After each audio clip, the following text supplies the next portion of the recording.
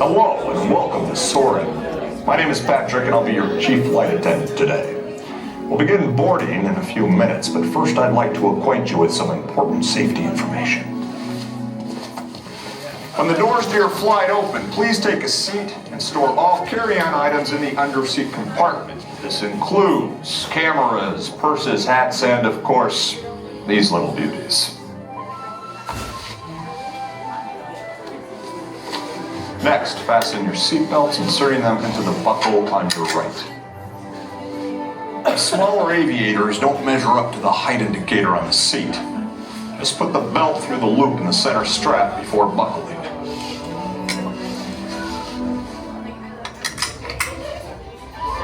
Nice work, pal.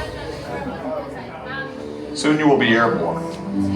So if you or your little aviators have a fear of flying or of heights, you might want to wait for your party at the arrival gate. Okay, let's review. That is seatbelt, carry-on item, safety strap, fear of heights, keep your hands and arms inside at all times. Anything else? Yeah. Have a nice flight. Soarin to tower. We are ready for takeoff.